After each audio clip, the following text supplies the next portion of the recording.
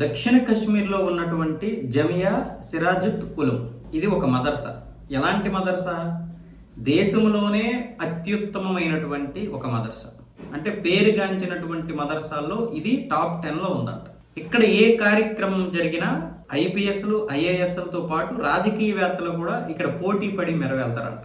పోటీ పడి మరీ వెళ్ళేటటువంటి ఈ మదర్సాలో జరుగుతున్నటువంటి కార్యక్రమాలు ఏంటా అని ఎన్ఐఏ మొత్తం ఆధారాలతో సహా నిరూపించడానికి ఎన్ఐఏకి దాదాపు 10 సంవత్సరాల కాలం పట్టింది. ఇది ఎంత గౌరవం పొందుతుంది అంటే ఇక్కడ చదువుకున్న వాళ్ళు గొప్ప తోపులు తురుములు అన్న విధంగా చెప్తారు.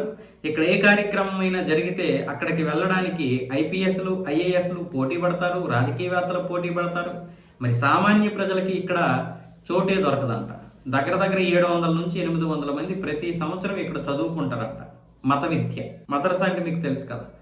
ఆ విద్య కోసం వీళ్ళు పోటీపడి ఇక్కడ సీట్ వస్తే గౌరవంగా గొప్పగా ఫీల్ అయ్యేటటువంటి పరిస్థితి వచ్చింది. మరి ఇలాంటి మదర్సాలో జరుగుతున్నటువంటి కార్యక్రమాలు ఏంటా అని ఎన్ఐఏ మొత్తం ఆధారాలతో చూస్తే లష్కరే తోయిబా, జైషే మహమ్మద్ లాంటి ఉగ్ర సంస్థలకి ఇది చోటిస్తుంది.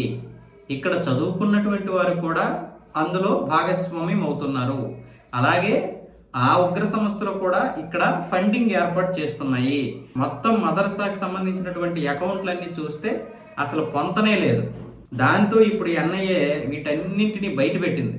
ఇప్పుడు ఈ యొక్క మదర్సాని మూత వేసేసింది అక్కడ ఉన్నటువంటి లోకల్ ప్రభుత్వం, ఒమర్ అబ్దుల్లా ప్రభుత్వం. వెంటనే దీన్ని ఎందుకు మూత వేసిందంటే మొత్తం దేశం వ్యాప్తంగా కూడా దీన్ని పెద్ద రాద్ధాంతం చేస్తారు.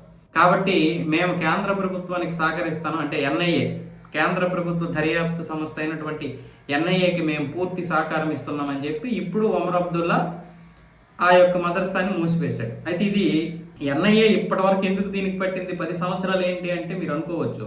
కానీ ఇప్పటి వరకు జమ్మూ కాశ్మీర్లో 15 మదర్సాలని కేంద్ర ప్రభుత్వం మూసివేయించింది. అంతేకాదు ఈ యొక్క మదర్సాలో చదువుకున్నటువంటి వారే పుల్వామా దాడిలో ఉన్నటువంటి నిందితుల్లో 11 మంది ఉన్నారు. అంటే ఎన్కౌంటర్ చేశారు. ఈ 11 మందిని పోలీసులు ఎన్కౌంటర్ చేశారు. ఆ ఎన్కౌంటర్ చేసినటువంటి వారందరికి కూడా దీంతో సంబంధాలు ఉన్నాయని ఇప్పుడు బయటపడ్డాయి. అంటే మనం ఇచ్చే ఫండింగ్, మనం చేస్తున్నటువంటి కార్యక్రమాలు ఏంటి? దీని అర్థం మన కన్ను పొడుచుకోవడానికి మనమే వీళ్ళకి ఫండింగ్ ఇస్తున్నాం. మనమే అంటే వీళ్ళకి ఎక్కడి నుండి వస్తున్నాయి డబ్బులు? కేంద్ర ప్రభుత్వం ఇస్తుంది, లేదా రాష్ట్ర ప్రభుత్వాలు ఇస్తాయి అనుకుందాం చట్టాల ప్రకారం. ఆ డబ్బు ఎవరు ఇస్తున్నారు? మనం పన్నులు కట్టినటువంటి డబ్బు. అందుకే మతపరంగా ఎవరికి రూపాయి ఇవ్వకూడదు. అది ముస్లింలా, హిందువులా, క్రిస్టియన్సా, మతపరంగా ఎవరికి ఇవ్వాల్సిన అవసరం లేదు. కాకపోతే హిందువులు సొమ్ము హిందువులకి ఇస్తున్నారు కాబట్టి క్రిస్టియన్స్కి ముస్లిమ్స్కి కూడా ఇక్కడ ఇస్తున్నారు. మన తిరుపతి హుండీలో మనకు తినే హక్కు ఉంటుంది. ఎందుకు అంటే అది మనం ఇచ్చిన డబ్బు. ఎవడు బయటోడు రూపాయి ఇవ్వడం.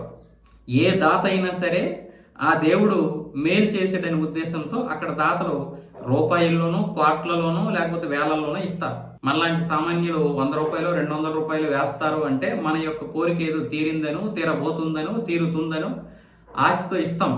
ఆ డబ్బు వేల కోట్లు అయింది. ఆ డబ్బులు తినే హక్కు మనకుంటుంది. కానీ ఆ డబ్బు కూడా ప్రభుత్వాలు బయటికి మళ్లించేస్తున్నాయి, కొన్ని పథకాల్లోకి పెట్టేస్తున్నాయి. హిందువులకు ఎలాగో ఇస్తున్నాం కాబట్టి ఓటు బ్యాంక్ రాజకీయాలు చేస్తూ ప్రజలు కట్టినటువంటి పన్నుల్ని ఈ ఇమాములకని, పాస్టర్లకని జీతాల పేరు చెప్పడం, అలాగే మసీదుల మరమ్మతులకి మసీదులు కొత్తగా నిర్మించుకోవడానికి, చర్చిల మరమ్మతులకి చర్చిలు కొత్తగా నిర్మించుకోవడానికి ఇచ్చేస్తూ మళ్ళీ వీళ్ళు హిందువుల మీద దాడులు చేస్తూ ఉంటారు.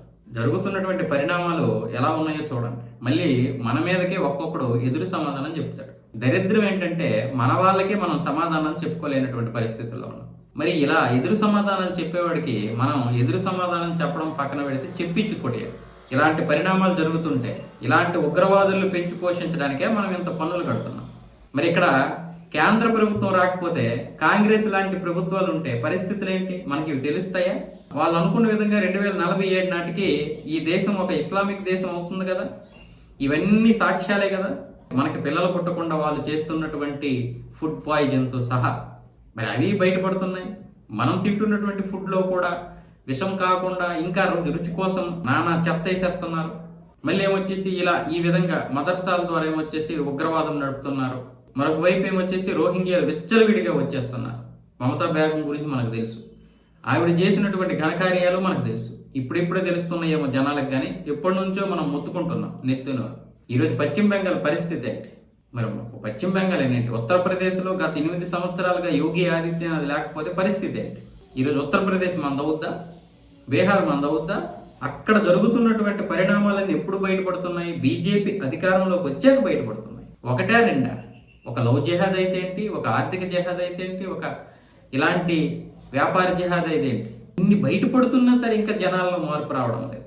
ఇంకా మనం పోరాడాల్సి వస్తుంది మన వాళ్ళని నమ్మించడానికి, మన వాళ్ళకు జరుగుతున్నటువంటి పరిణామాలు తెలియజెప్పడానికి పోరాడాల్సి వస్తుంది.